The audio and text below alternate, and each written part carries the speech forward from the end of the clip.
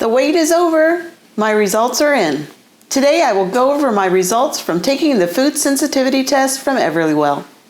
Plus, what do I do next with the information I have now?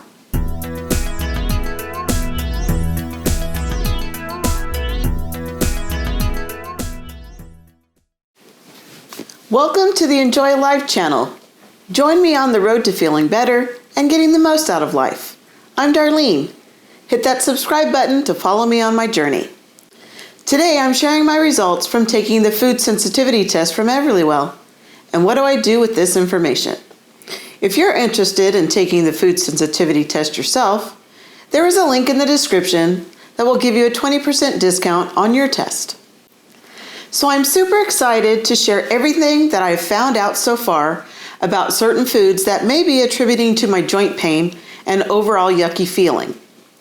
If you're curious about food sensitivity symptoms, I shared those in a previous video, and there is a link in the description if you missed it.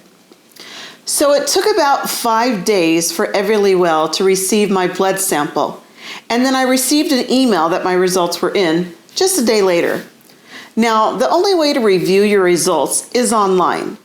They won't be mailing any results to you, and really, that's my only complaint. I personally like to have a printout, and while there's a doctor's printout, it's pretty technical. It's more for doctors. I guess that's really isn't a big deal. You can go online to view your results, and your results aren't going anywhere.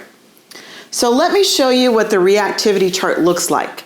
It's going to show you the strength of your reactivity and be listed in 4 categories. Normal, in a response between 0 and 17, mild, which is between 18 and 58, moderate, between 59 and 116, and high is any response over 116. Obviously, high is your biggest reaction and normal is your lowest. You can sort your results 2 different ways, by food type or the way I preferred, the highest to the lowest response. Here's what the web page looks like. And this is from my highest item, which is egg whites. The nice thing is it tells you about the item tested, and then it gives you examples of places or hidden sources that you may not have expected the item to be found, which can be a huge source of reference when and if you decide to do an elimination diet.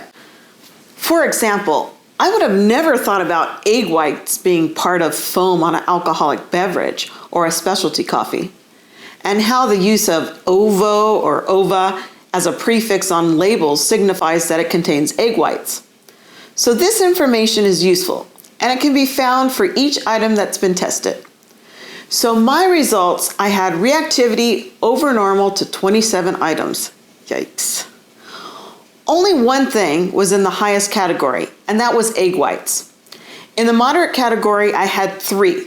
Egg yolks, there goes eggs, pineapple, and winter squash, which includes pumpkin. I love pumpkin. Now, I'm not panicking because just because I have a reaction doesn't mean it's causing me symptoms. This is just my roadmap so I can do an elimination diet based on my own personal results and not just picking willy-nilly out of the air. And my mild items being in the category of dairy was cow's milk, mozzarella cheese, yogurt. In grains, I have gluten, oat, rye, and wheat. In legumes, I have peas and soybean. In seeds and nuts, I have sunflower. Fruits, just bananas. And in vegetables, asparagus, bell pepper, carrots, celery, eggplant, cabbage, kale, white potatoes. In meats, I have nothing. Seafoods, nothing. And in spices, garlic, ginger, mustard, and tarragon. Those are a bummer. But like I said, it's just a startup point, and I don't expect that all these items are now forever out of my diet, just until I figure out what's causing the problems. Boy, that's a lot of stuff to avoid. Question: did you ever have to remove something from your diet and try to figure out all the hidden sources that the item was actually in? Let me know down in the comments. And in my next video, I'll briefly go over how to do an elimination diet. Thank you so much for watching. Remember, as you go through your day, in all that you do, enjoy life. See you next time.